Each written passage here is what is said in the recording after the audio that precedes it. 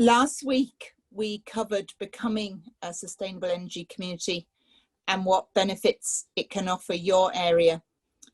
For anyone interested in that session who may have missed it, do drop us your email details and we can forward on the video of that webinar to you. So this is the second of 4 webinars which will be running over the next few weeks. And for anyone interested in the next 2 sessions, they will focus on grants and fundraising opportunities. Everyone attending this morning will receive links to register for future events, so we hope you like them. So for today, I'm Yvonne Byrne. I'm the mentor for Waterford County, and I'll be chairing today's webinar for you. To help everyone get the most out of today's session, we will have the presentation fast with time at the end to answer questions. To help ensure good sound quality, all attendees will be kept on mute. So if you have any questions, just type them into the chat section and I'll gather them up for Fiona at the end. We're also recording the webinar for anyone who couldn't attend this morning, and we'll make it available so that you can rewatch it or you can share it with anyone else who you think might be interested. So I'll hand you over now to Fiona McLaughlin. She's the mentor for the Wexford County. And Fiona's going to talk you through community engagement, how to get all sectors of your community involved with Sustainable Energy Community Programme. And in particular, she's going to focus on how to listen to your community, the importance of collaboration and consultation, how to build confidence and trust, how to develop a shared vision on achieving a sustainable community, and how can you work together to reduce energy consumption and move towards a more sustainable lifestyle. So without further ado, I'll hand you over to Fiona and we can all listen to her presentation. Thanks. Great, thanks Yvonne. Good morning everyone. Apologies for the delay. And you're all very welcome to this morning's webinar on engaging with your community. And I think engaging with your community can be challenging at the best of times, but I guess this year is proving to be a little bit tougher than usual. But rather than it being bad time, I think if anything, it's good timing. I think things are changing for us in our day-to-day lives. So it's a good opportunity to engage with your community and bring about changes for them in how we live and how we're developing as a community. So for today, what we've done is we've put together a presentation to look at different ways that we engage with our community. And what we're looking to do is to engage more meaningfully and effectively so that we can realise the vision of sustainable communities in Ireland. And what we'll help you to do today is develop the best ways to engage with your members and your stakeholders, create awareness around your sustainable vision and around the SEC programme, explain what the benefits of a sustainable community are, provide a practical path to achieving the vision, recruit more members and skill sets into your group, and prompt greater support and action to achieve your vision. So how will we do this? How you engage with your community about the vision for a sustainable community will actually influence their response to it. And responses can vary hugely, from excited, interested to unsure. So what we'll be doing is generating a belief in the vision. For them to engage and support it, they need to believe in it. So if they believe in the vision, they also need to believe it's possible and believe they can do it. So that's going to form a core part of how you're going to approach your engagement program with your community. And if they believe in, the way they're going to believe in the vision is by having confidence and trust in the vision and in the SEC program, enabling them to realize it. So it is a process, it does take time, and it's worth, as a group, as an SEC group, taking that time to develop a step-by-step engagement plan. And what that plan will do is it's going to listen, inform, and reassure your community. So it'll be a simple approach. I'll go through each of these in detail. So it's about understanding your community, learning how to communicate effectively, recruiting additional members and skill sets into the SEC group, seeking expertise where it's needed from within your community, and looking at how we consult to increase collaboration within the community and to increase participation. So the first point there is understanding your community. When you understand your community, you'll be able to engage with them better. And there's different ways that we understand our community. It's about seeing all the different members and stakeholders within the community. It's recognizing and acknowledging their collective and individual needs within the vision. It's identifying what the perceived fears and knowledge gaps are in that community that relate to the vision of a sustainable community. And that's important because when you know what the fears or the knowledge gaps are, you can make sure that you're addressing those or including that in your message contact and in your communication. This last one is also very important. Understanding what the expectations of your community are in becoming a sustainable community, because part of what you're being tasked to do really is to manage those expectations. And they're going to vary from person to person, but it's making sure that their expectations of how it will be and how long it will take match how it actually is. And it could be about time frame of projects or level of funding or types of projects or locations of projects, but it's making sure that you're able to be really clear with them so that you can manage their expectations so that they don't become disheartened about how it is progressing. The practical part of understanding your community is where you'll actively reach out to your community and find out about their needs, their fears, their knowledge gaps, and their expectations. And how we're suggesting today that you do that is by completing a survey. And your first step within that is identifying the different groups and stakeholders in your community. Now, you can do it in whichever way seems appropriate. An example of doing it is by demographic, because what you'll do is by separating it out into different groups, you'll understand that they each have different needs and understandings of a sustainable community. So once you've separated those groups, and I would anticipate that you would have anywhere between 5 and maybe 7 or 8, you develop your survey. And the content of your survey is going to be based on the points that I mentioned on the previous slide and have discussed here. So it's understanding what are people's needs with regard to sustainability. So it's looking at their home and their day-to-day life. What are their fears potentially? And what are their knowledge gaps and their expectations? So by putting all of that into your survey, you're going to be able to gather together lots of really key information that is going to inform how you proceed with your engagement plan, how you communicate with them, what kind of content needs to be included in it. What I would say is with that survey, you need to complete it with at least 5 people from each of the groups that you've identified. How you complete that, again, I know this year is probably more challenging than most in contacting or engaging with people, but you could do it online, over the phone, door to door if it's safe and appropriate, after mass or after a match when there are people gathered. Again, only if it's safe and you're comfortable doing it. The benefit of the over the phone, door to door and after a gathering is that it gives you the opportunity to have the survey completed and take away with you rather than waiting for a response from an online forum.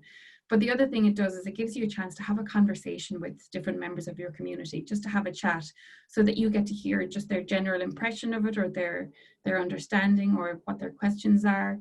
It also gives them a chance to hear what you have to say about it, why you're doing it, what your understanding of it is. But it also, they'll get to see your enthusiasm and your interest, and that kind of thing is quite infectious, or maybe that's not the right word to use at the moment, but it's you know, it will really encourage and motivate people when they see how interested and that you are in it and how keen you are to do it.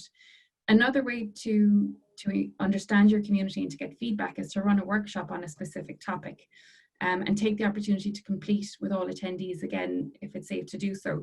You could run a workshop on something like heating controls, the benefit of upgrading your heating controls and how it improves comfort levels in your home and saves money. So you could just pick a topic that you think will be relevant and that people will want to attend.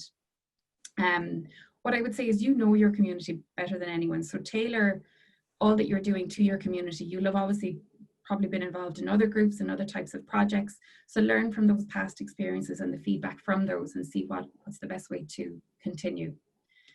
The next thing we're going to look at is effective communication.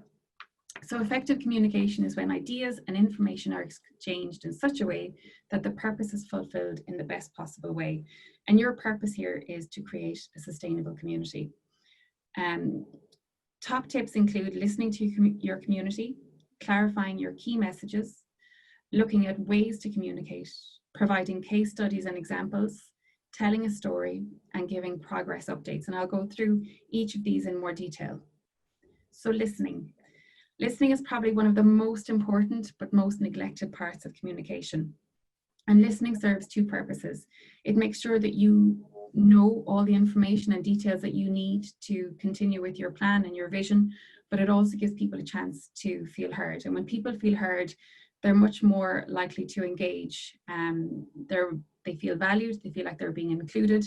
And what that does is it creates a better environment for discussion and decision making, and for moving on with your program.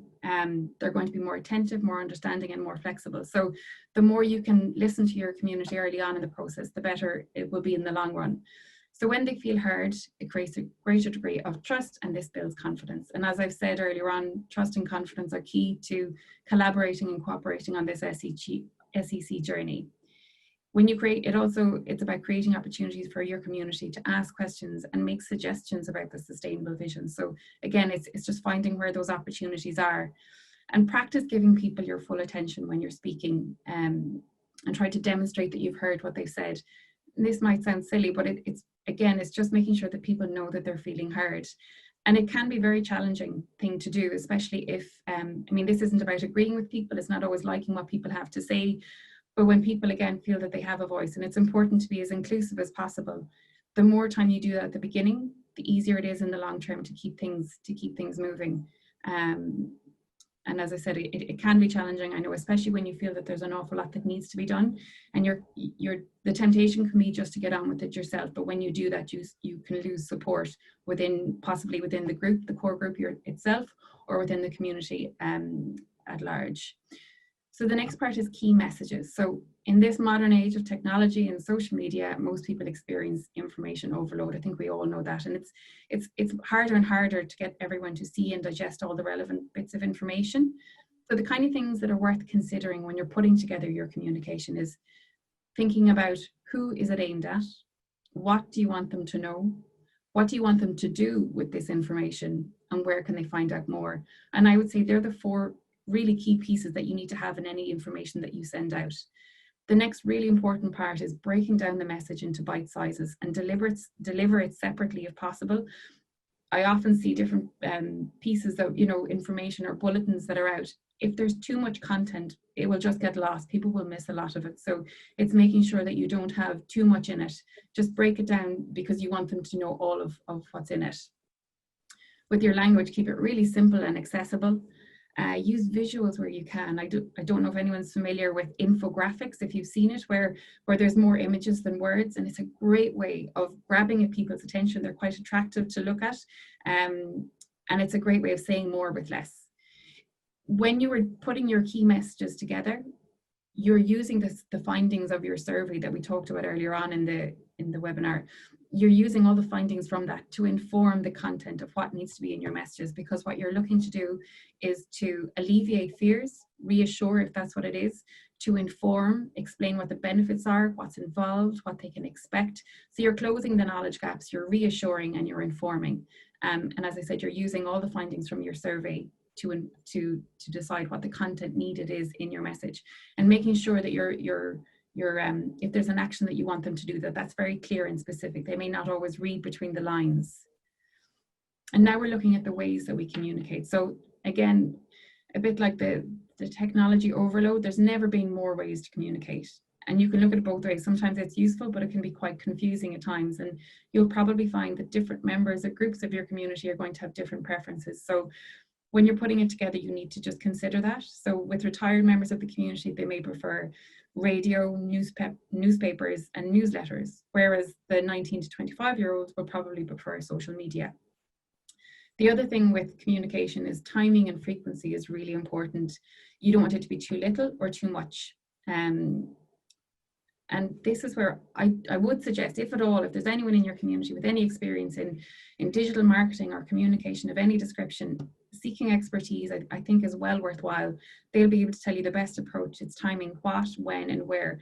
And there's really an art to it if you ever speak to someone who works in this field. So to ask around, inquire with anyone, even if students maybe doing courses on this that are happy to get involved as a project, would be worth doing. So the different types of communication, I know there's probably a longer list that you can add to this, but I've just included the radio, your local newspaper, parish newsletter, a community notice board, Facebook, Twitter, Instagram. I know there's more social media. So what I'd say is don't make it too onerous a job. Make sure you're just covering the basic social media, email and events. So with events, you could have workshops, talks, table quizzes, again, around the theme of a sustainable vision. What I'd say about the events is think back to your survey and what was it, what any knowledge gaps that you think were there. So you could put a workshop on that's on a specific topic or theme that is going to be of interest. Find what, and when you're advertising that event, be really clear about what the benefits of attending are. Always explain directly to each person what the benefits for them are.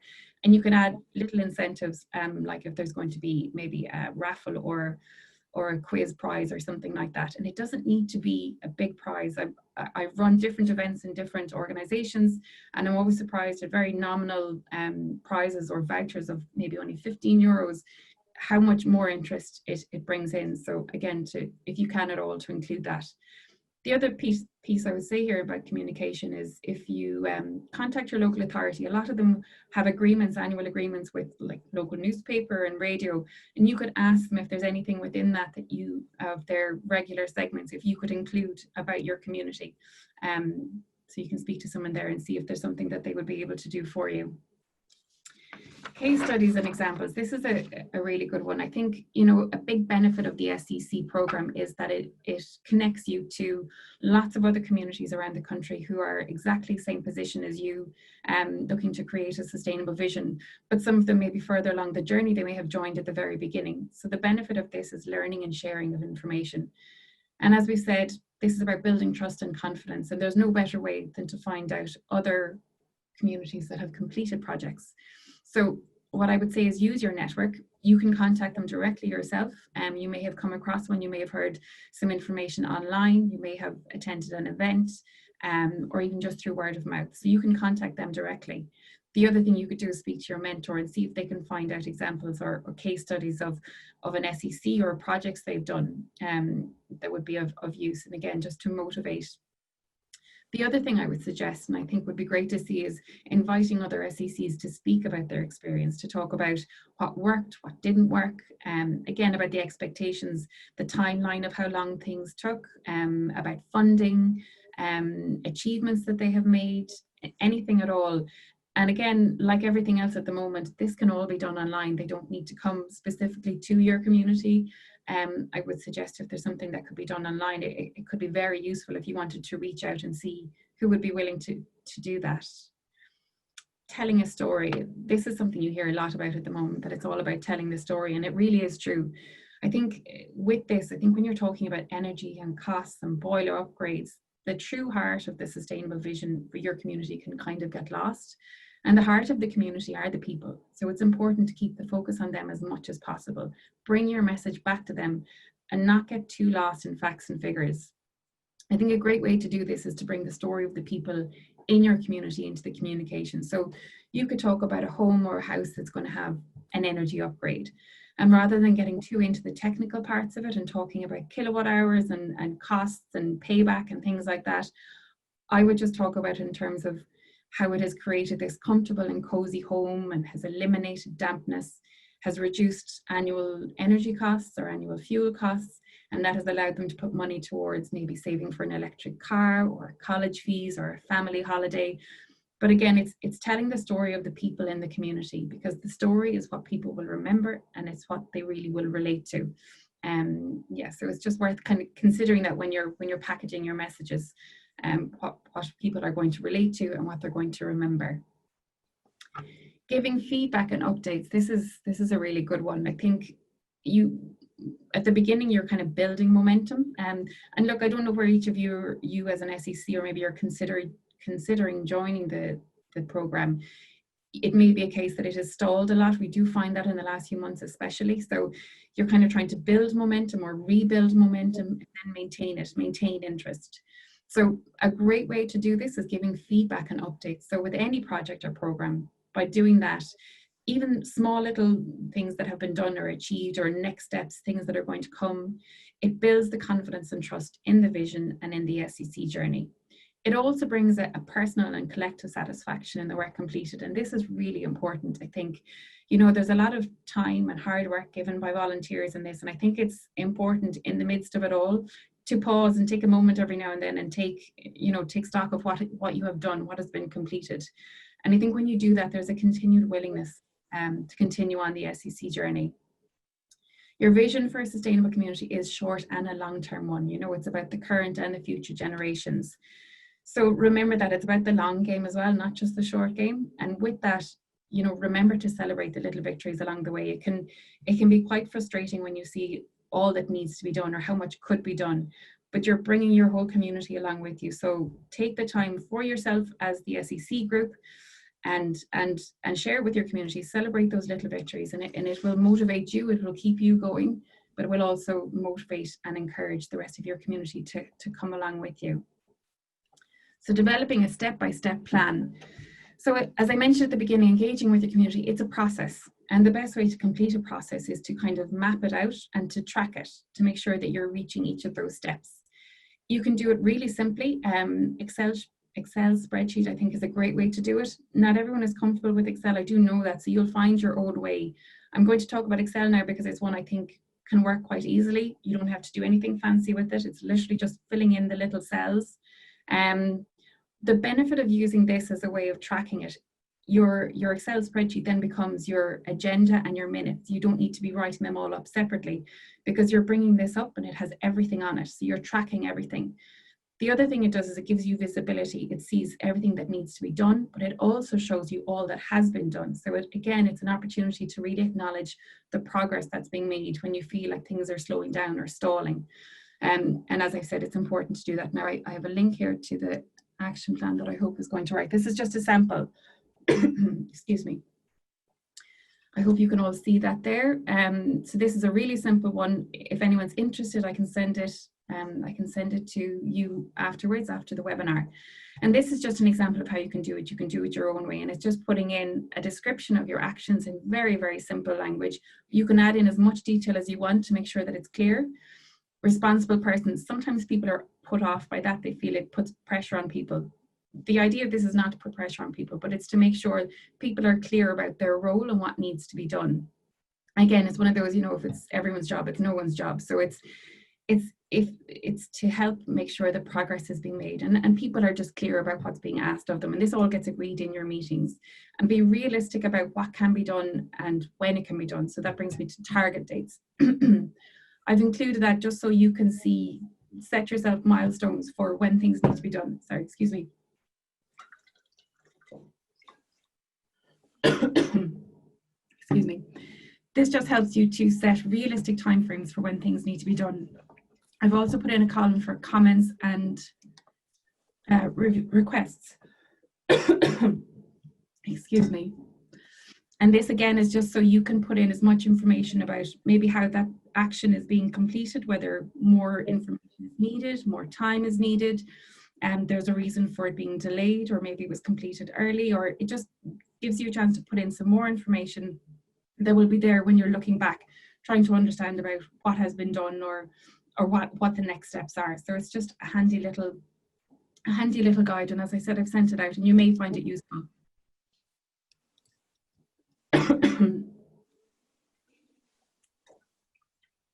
Now, recruiting members and skills. This is a really important one. I think something that you're probably all very aware of is being mindful of volunteer fatigue. There is a lot of time given to doing the SEC program. And I think certainly what I've come across is a lot of people working on the program, on this program, are involved in lots of other things within their community. So it is just being mindful of that. It depends on the size of your group and your other commitments. So do just be mindful of the workload and make sure that no one is being overloaded. That's to make sure that people don't burn out, but it's also to make sure progress continues. So recruit additional members as much as possible. Tips for recruitment. What I'd say is look for skill sets that are lacking in your group. Excuse me. You can use your competency assessment tool for that. And if you don't know what that is, you can ask your mentor. They'll explain it to you and go through it. And it'll just give you a good idea of what might be useful to add into your group. Be clear about what's involved when you're advertising for recruitment, for new recruits. the more they know about what's involved and what kind of time they need to give, the more likely they may be to sign up, to make sure that they're not going to be overburdened, or maybe understanding the value that they can bring. Sometimes people underestimate the value that they can bring. You can advertise for the new recruits, just ask around, word of mouth, or sometimes direct requests. If you go to someone in your community that you think would be really of value to your group, then you can just approach them directly and ask if they would be interested in joining. Seeking out expertise. So again, this is another opportunity where sometimes people don't want to give a long-term commitment, and they may have other, I'm sure, personal commitments. Most of us do. So you don't necessarily have to recruit them into the group. Sometimes you may just have a specific one-off task that you want help with, and that's well worth doing. I think people are more likely to give their time. And the other thing I'd say is, you know, within your SEC group and in your community throughout the year, people are going, their availability to give to this are going to vary hugely. So it's being flexible and prepared for that, and willing to take whatever time people can give. So examples of useful expertise are plumber, electrician, engineer, marketing or social media specialist that I was talking about, accountant or financial advisor, anyone involved in digital or website design. And then the alternative here as well is it's a good opportunity for members within the SEC group or the community to complete any training on a specific topic that's going to be useful for the work that you're doing. So something like social media strategies, community finance. And I've given some links at the very end of this that I think could be useful. There's a lot of free training courses actually available, which I hadn't realized until I looked it up and did some research on it. So lots of free or very low cost. So that may be of interest if people have the time and are willing to do that. This is just talking about consultation. And again, I would have mentioned that lack of consultation is the biggest cause of community projects failing or not continuing. Because the more you consult, the more willing people are to, or the more collaboration there is, and then the more likely people are to participate. Community consultation it's an important and valuable exercise. It influences communities' perceptions, their expectations, their experience, and their support. And by consulting with your community about the vision and plans, you're more likely to increase the collaboration, create a plan that's really relevant to your particular community, and invite greater support and participation in the plan. So these are the links that I was referring to earlier. We're going to send this out. I think Yvonne explained that at the beginning. We're going to send this out afterwards, so you will be able to see all of access all of these websites to see if they're of interest. So that's the end of my presentation. Apologies for all the coughing. If you have any questions, please just ask, and I'll answer them as best I can. Thank you very much, Fiona, for that really insightful presentation. And yeah, that was most enjoyable to listen to. And thank you, everybody, for listening to the presentation. So we have a question here. There was some interest in the Excel sheet, Fiona, that you showed up. So what we'll do is we'll make sure that when we're sending round this recorded webinar, we'll also send round the Excel sheet as well. And yeah, just another question, Fiona, that came to mind was, for anyone who's interested after leaving this morning's webinar, what would you recommend is the immediate next steps they should do if they're interested in forming a sustainable energy community in their area? Okay, so I guess you're asking for someone who's not in the SEC network, is that right, Yvonne? Yeah, it is, yeah. I suppose it's to find out who else in your community would be interested in the program and becoming a sustainable community. So it's asking around. I don't know if they're already part of a community group of some description. That would be a good place to start. But find out the level of interest, because there is work involved, there is commitment involved. So not to go it alone, to make sure you have a team with you. So to try and get a team who are interested and practice all the things that I talked about here when you sell it to that group, to that team, to get them to buy into it. And once you have your core team established and they've really bought into it and understand it and the benefits and what's involved, then you then begin your engagement plan. That's your first stage. Develop your engagement plan and reach out to your community and understand your community, because there can be a risk sometimes, I think, with the core group, is that they have lots of ideas and things that they want to do, and they just want to go and do them. They just want to go and do the projects. But as much as you can, if you can pause at the beginning, reach out to your community and get their buy-in, and make sure that the plan that you're going to develop is with everyone's contribution, and it's understanding what their needs and expectations are. So yeah, sell it to your group, develop your core group, and then do your engagement plan, and it'll just go from there. You can just wait until you have your core group, and then I would sign up to the network. And once you've signed up to the network, you'll have a mentor assigned to you, and that person will be able to guide you through the process and be able to give you ideas and feedback. Yeah. Okay, thanks, Fiona. Now I have another question in. The 3 major challenges that you feel a new community would face while setting up the group. Setting up the SEC group. Yeah, I think that's it's basically what setting up a new group. So the group that then registers with SEAI to become the SEC group. Sure. I suppose if I was to say from my experience, that I talked about volunteer fatigue in the presentation. What I've noticed is when I go to meet an SEC group, typically a lot of the members there are involved in lots of committees. I've met several retired people who've told me they need to retire again because they're busier than they ever were. I think that's the biggest, I think that's probably one of the biggest challenges, volunteer fatigue. I think the other is maybe too small a group. I think where the group has been too small. So again, the workload is divided only between a small number of people. I think possibly often it tends to be mostly retired persons. I think you need a broader demographic, because the broader the demographic, the greater the understanding of all the different people within the community. And skill sets is the other part, bringing in as much of the valued skill sets as they can. And remembering you don't need them to be part of the SEC group. You just can have someone who from time to time will be willing to give a couple of hours and be willing to take that, whatever people can give. And is there anything else? Not having an engagement plan would be the other thing I would say, or not tracking everything that needs to be done. You have a lot of people going around with all the information in their head and not keeping track of all that needs to be done. And it's much harder to manage that. I think as much as possible, if you can put it all down on paper and just track the one document, I'm talking, I suppose, about the administration of it, can become quite onerous. So don't let that be the primary thing that you then have to do. I know I keep talking about the Excel spreadsheet, maybe it's an engineering thing, but I just think it's a visual. It tells you everything you need to know in one sheet, and everyone can see it. You can bring it up at your meetings. So I think if you can just write everything down that needs to be done, who's doing it, what support they need, yeah, and ask for help. Just ask for help from anyone. Don't be afraid to ask. Yeah, I hope that answers your question. Thanks, Fiona. And yeah, the county mentors are always there to help you as well. So as I say, I'm the county mentor for Waterford, Fiona's for Wexford, and we've other teams for Carlow, Kilkenny, etc. So don't ever be stuck. Another question coming in about the design of the survey and how to eliminate bias in the questions. Is that something, Fiona, you've come across? Yeah, that's a tricky one. I suppose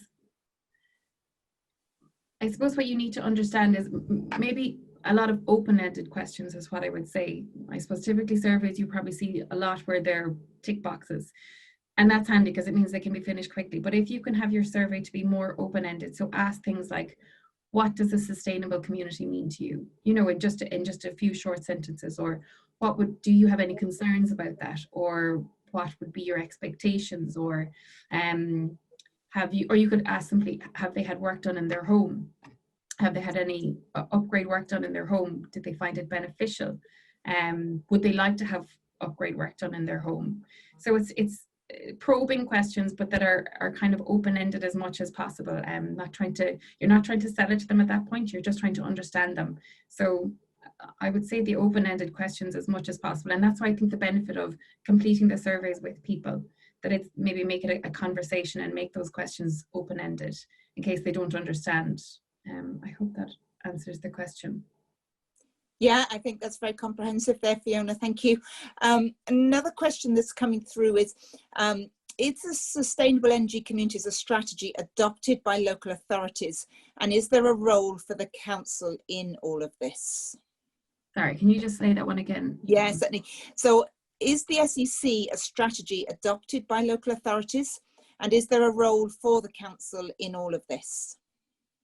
I'll answer the last part first. I think there is a role for the local authority in your SEC, absolutely. I suppose when you look at your community is everyone within it. It's all the stakeholders, and your local authority are one of those stakeholders, as are businesses, residents, schools, everybody.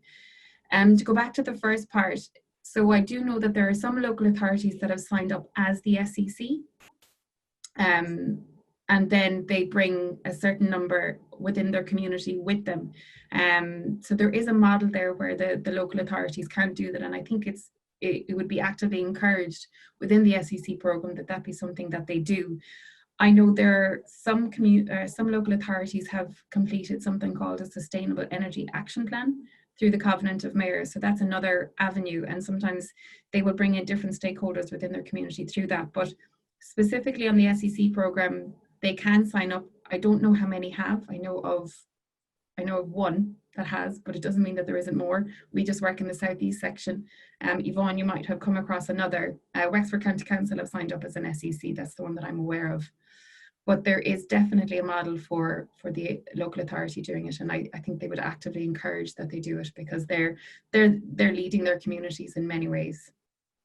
Yeah, just to come in on that, Fiona, certainly my experience is that the local authorities are very supportive of this initiative, and my experience in the Waterford County is that the engineer in the council works very closely with me to advise on technical issues, and we try and jointly support communities where possible. Okay. So I think that's it. There's no more questions coming through. So thank you very much, Fiona, again, for that very insightful presentation. And thank you, everybody, for listening and giving your questions to us. A lot of food for thought with all of this. So firstly, don't forget to check out the next 2 webinars. And we've lined them up over the next 2 weeks, so we'll be sending you details on that. And finally, we will be sending a copy of this recording, the Excel sheet, and also a feedback form, so we can use that to advise us on future events and how you might like them. So thank you very much again, and thank you for listening. Thanks, Yvonne. Bye, everyone. Bye.